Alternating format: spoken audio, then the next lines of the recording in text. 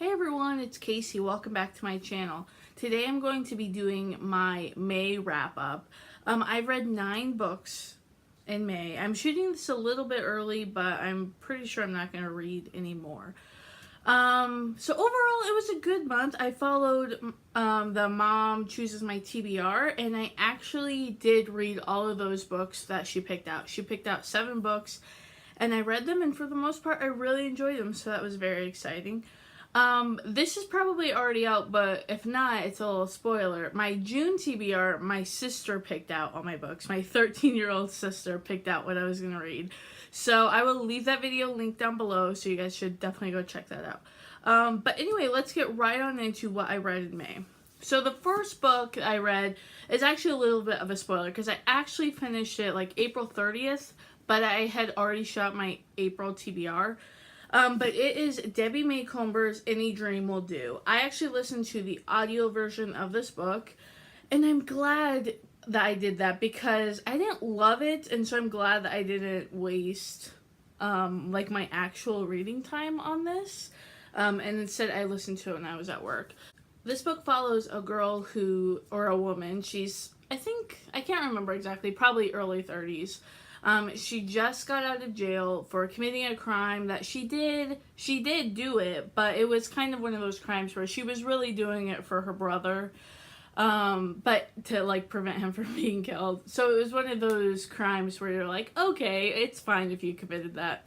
Anyway, so she just got out of jail and she moves to this town where she doesn't know anyone. She obviously doesn't have a job. She doesn't have any money. And so she ends up meeting this pastor who, his wife had died maybe like 2 or 3 years ago, and he has 2 kids, and, he's also kind of down on his luck. Like, the church is getting a little bit tired of being sympathetic to him and everything. So anyways, he ends up really helping her out, gets her into like a program, and, you know, she finds a job and whatever, and they end up falling in love. This is a romance novel. It was good. It's like a traditional Debbie Macomber book, where if you've ever read her books, they are like very sweet. They're not smutty at all. This is a longer one than her normal books. This is like, oh, it's only 300 pages. It felt huge. I thought that it did drag on a little bit. I think she could have summed up the same story in like 250 pages like her normal books are. But yeah, it was good. It was just a feel-good book. My mom picked this out for me because we both really like, well, I think really is a stretch, but Debbie Macomber is one of the authors that we both share, so that's why she had me pick this, or that's why she picked this out for me. Yeah, I gave it like 3 stars. It was fine. It was, you know, whatever. If you like Debbie Macomber, definitely check this out. If you like those kind of romances, you know, again, check it out, but it's not earth-shattering or anything. The next book that I read was Stay Sweet by Siobhan Vivian. This book actually came out in May, and I was so intrigued by the premise I ended up pre-ordering it, which is something I don't really do. So this is a YA contemporary that takes place over the summer, and it follows a girl named Amelia who works at an ice cream stand, and this is her 4th summer doing it, and actually she's put in charge of it, like kind of like a manager would be. And the owner ends up passing away, and so the owner's nephew comes and takes over the business side of the creamery. And so it's kind of about, there's like some mishaps, there's a friendship between Amelia and her best friend, and kind of growing pains with that. There is a romance in it. I gave this one 4 stars. I did enjoy it. It wasn't the best contemporary that I've read. It kind of, for me, it fell in between the Casey West book, which to me are kind of like the trashy romances of YA. Like, to me, those books have not very much plot. They're just kind of sweet romances. But then there's like a Sarah Dessner or Morgan Matson book that have like a lot of substance to them. So this one to me like felt right in between. It wasn't as emotionally impactful as I think Sarah Dessner and Morgan Matson could be, but it definitely wasn't as kind of brainless as I think Casey West are. So it's kind of like a nice mix. This would be a great book if you were going to like the beach or the lake, or just wanted to read kind of almost like a mindless YA, but you still wanted like a good story to it. Yeah, I really liked it. This is the first Siobhan Vivian I've ever read, so I do want to check out some of her other stuff. The next book that I read was All We Got in the Dark by Michelle McNamara. This is a nonfiction book about the Golden State Killer who was a rapist and a murderer in the 70s and 80s, and he just recently got caught in April. So this is like a true crime this is a true crime book. It was good. I had some serious problems with how it was structured. I actually did a whole video just on this book, so I will definitely leave that link below. Overall, I did give it 4 stars because I did enjoy it, even though I did have those problems with it. So if you're into true crime or if you're into kind of things that are of the moment, I would definitely check this book out. But if you're squeamish at all about rapes and murders, I would not check this book out. So after reading a book about murder, I wanted to go the exact opposite, and so I read Bachelor Nation by Amy Kaufman.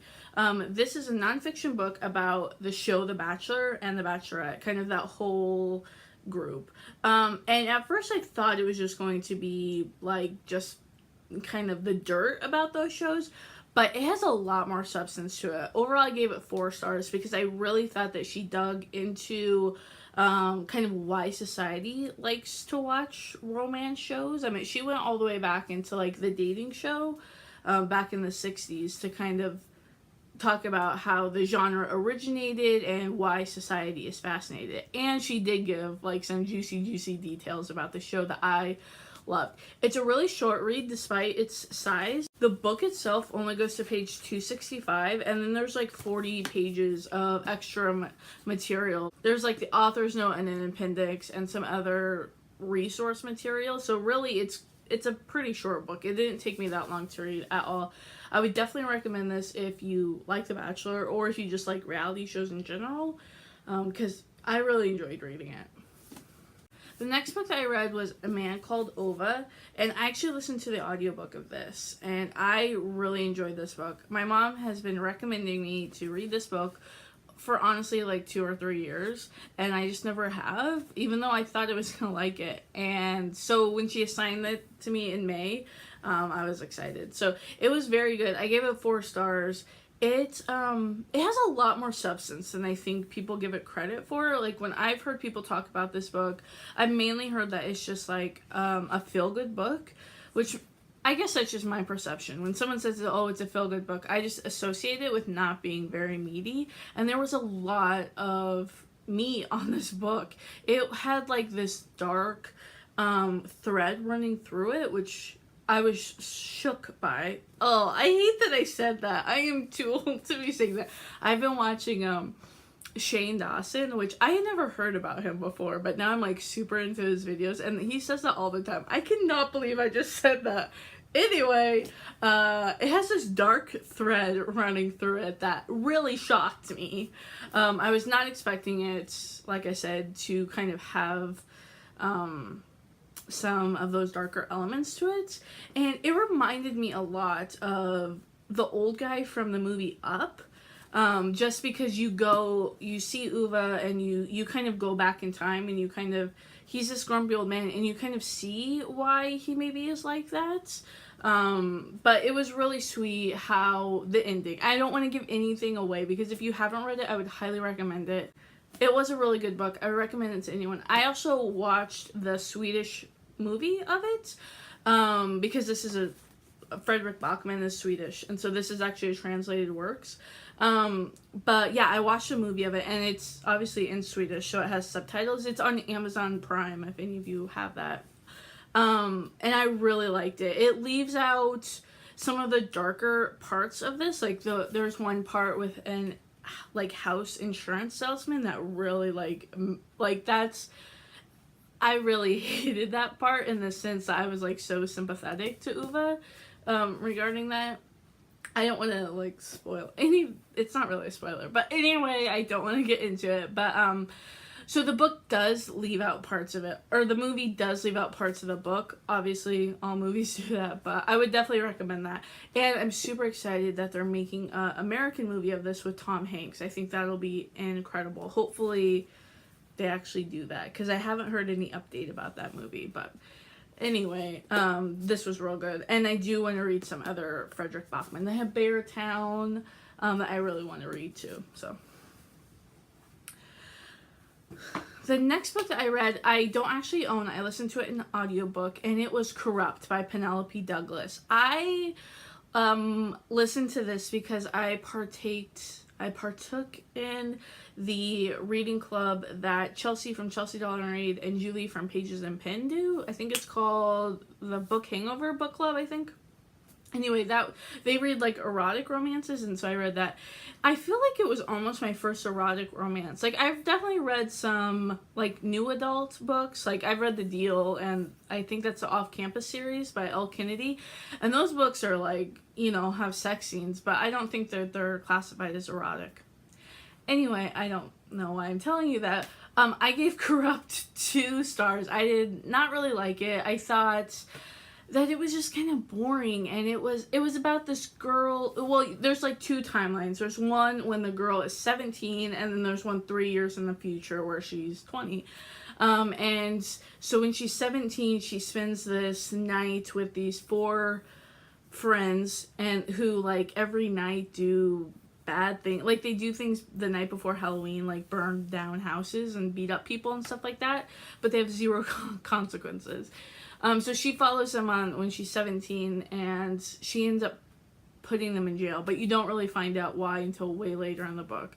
And then 3 years later, they're out of jail and kind of, I don't know, seeking their revenge. It was weird. It had like a lot of like morally gray areas regarding her consent in sexual circumstances that made me super uncomfortable, because I don't think that it was clear. Like, some people said in the group chat that it was clear that the character was playing along to the game, and that she was consensual, but I don't think it was. Like, I did not get that as a reader, as listening to it. I did not think that she knew what was going on. It was, I don't know, it was real weird, and I probably won't read any more Penelope Douglas books, because overall it made me uncomfortable, and it was kind of boring. And this isn't on Penelope Douglas, but I was listening to this at work, and it's super awkward listening to like sex scenes at work. Like, I need to reevaluate my audiobook choices. Anyway, so going from erotic, we're going to talk about the last book that I read, and it is a Christian self-help book. There are many facets to my reading. So this is Wild and Free. It's by Jess Connolly and Haley Morgan. To be perfectly honest, I'm recording this on Sunday, the 27th, and I haven't quite finished this book, but I know I'm going to before the 31st. I only have about like 60 pages left, so like I said, this is a Christian self-help book. It talks a lot about women and how to be wild and free in the Lord. It talks a lot about kind of the woman who feels both too much and also not enough, which is kind of a vague premise, but like one that I totally understand. I think that people who will need this book will totally understand what that means by that, because there are some situations where I feel like my personality is too much for a situation, and then there's other times where it's like no, it's not enough. So it's a really interesting conundrum, and so I'm glad that they wrote this book. This has taken me so long to read. I've probably been reading it for like 2 or 3 weeks. And I think part of the problem is that I've been reading it in like 10-page increments while I'm at work, and I think that's hindering it a little bit. But I am enjoying it. A part of it is that it feels like a little bit repetitive.